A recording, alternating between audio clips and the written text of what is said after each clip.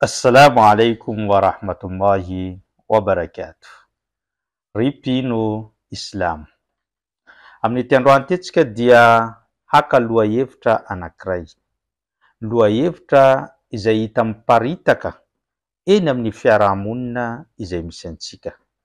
Indrindra tsika mpino Islamo izay manatanteraka amin'ny fifehezana mandritry ny volana Ramadan.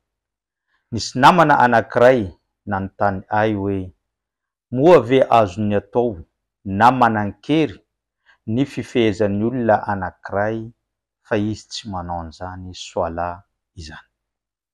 Rehefa naheno an'izany fanontaniana zany zao dia gaga no sady nalahelo, ary ndao valintsika amin'ny reto teboka maromaro reto amin'ny fomba tsotra mazava ny valim-panontaniantsika.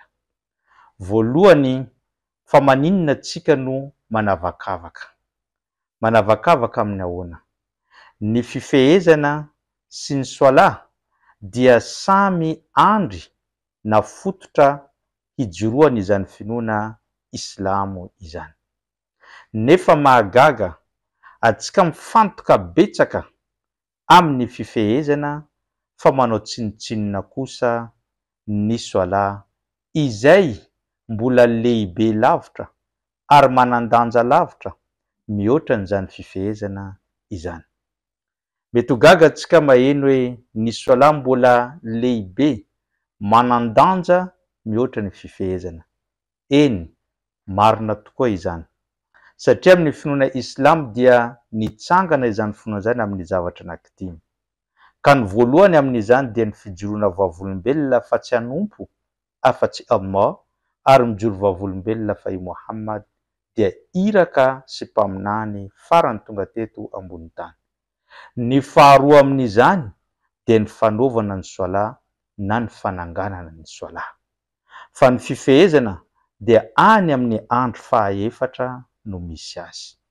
Ka maninona androany antsika mifantoka betsaka amin'ny andro fahaefatra ka adinontsika ny andro faharoa izay fototra lehibe ny finoana Islamo. Mba fantatrao ve fa ny soala dia fanompoana anankiray tsy misy excuse eo anatrehan'ny zanak'olombelona anankiray?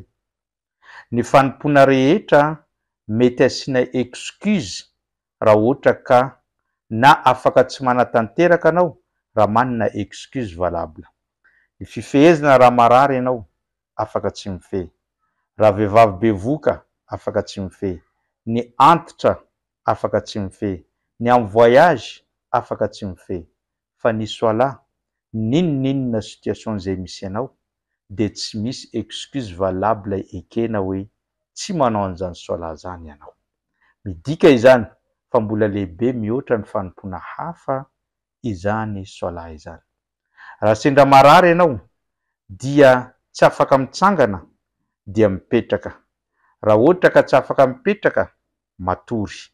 Raha ohatra ka eo am-patoriana anao tsy afaka manao mouvement dia amin'ny alalan'ny masonao. Raha ohatra ka tena tsy vitanao dia any an'eritreritra no anaovanao an'izany soala izany. Eny fa hatramin'ny vanim-potoana izay mampatahotra indrindra dia mbola voadidy amintsika ny soala. Raha ohatra ka sendra raikitra ny ady masina eo amin'ny mpino sy ny mpikomy dia voadidy antsika manao soala na dia eo amin'ny mpanatanterahana an'izany ady masina izany aza isika mpino Islamo. Tsy hitanao ve ny importance mahazava-dehibe an'izany soala izany?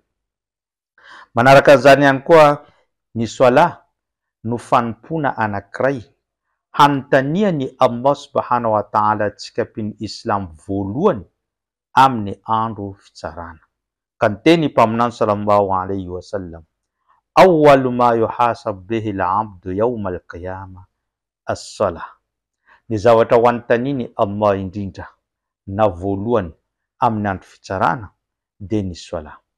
Raha tsara, raha feno izany soala zany dia manaraka azy ny asa soa rehetra. Raha ohatra kosa tsy feno na misy tsy ampy dia Allah mampiditra fahasahiranana amin'izany fitsarana anao zany. jereo tsara fa izany sola no antanina voalohany. Raha normal sy feno ny solanao dia tsy antanina ny fifehezana sy ny hady sy ny ankoatr'izay. Fa raha ohatra kosa tsy normal dia tsy antanina koa fa mety ho voasazy ianao amin'izay fotoana izay. Ny sola no fanompoana tokana mahavita manapaka ny fanompoana rehetra, fa izy kosa tsy azo ny fanompoana tapahana. Ohatra, raha sendra mamaky Korany ianao na manao doa na manao dhikra ka nitsangana ny iqama dia tsy maintsy mitsangana anao manatanteraka sola, tapahanao ilay famakiana Korany sy ny fanaovana dhikra ary ny fanaovana zavatra hafa na ny fanompoana hafa. Fa raha ohatra kosa manao sola dia tsy afaka esorinao ary tsy afaka miala eonao raha tsy tapitra izany sola izany. Tadidio fa izay olona nanatsangana an'izany sola zany dia nanangana ny finoana. Araka ny voalaza ny mpaminany sallallahu alayhi wa sallam manao hoe: as-sola amaduddin, faman aqamaha faqad aqama ad-din wa man tarakaha faqad hadama ad-din. Ny sola dia fototra lehibe ifaharany izany finoana izany. Ka izay nanangana an'io sola io dia nanangana ny finoana, fa izay namela azy kosa dia nandrodana na namotika an'izany finoana izany. Ary tadidio ihany koa fa ny sola no fanompoana tokana nalaina tany an-danitra na voadidy tany an-danitra. Ny fanompoana rehetra dia voadidy teto ambony tany. Ny zaka tonga teto ambony tany, Jibril nandidy azy. Ny fifehezana tonga Jibril avy any an-danitra nandeha teto ambony tany. Ny hajj Jibril tonga teto ambony tany.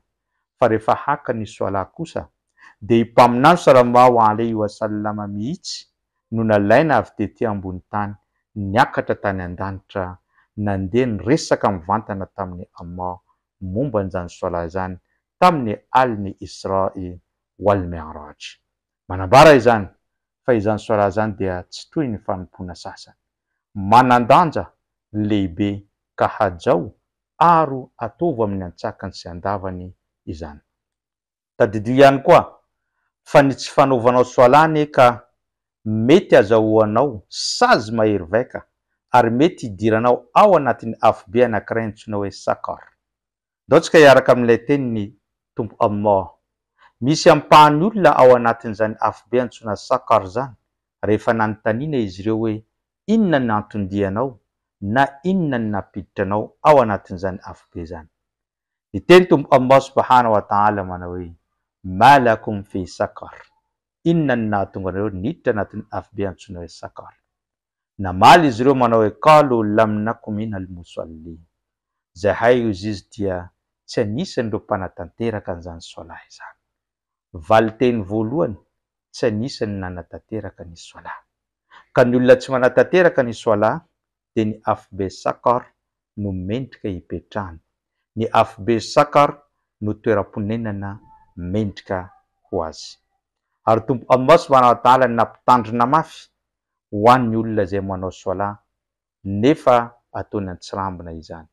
Ka ny teny izy manao hoe fawailul lil musallin alladhina hum an salatihim sahun. Loza ho an'ny olona izay mpanao an'izany sola izany ka izay nanao solany antsirambina.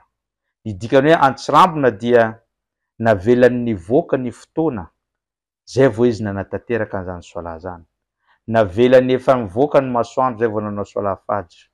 Navela efa nilentika amin'ny masoandro zay vao nanao sola dhuhr sy ny asr izy, izay le nanao sola antsirambina. Na ny sola antsirambina aza mbola azahoana an'izany famaivana sy ny sazy amin'ny Allah subhanahu wa ta'ala zany, indrindra fa izay tsy nanao sola mihitsy na tsy nanaiky ankitsirano an'izany fanaovana sola zany.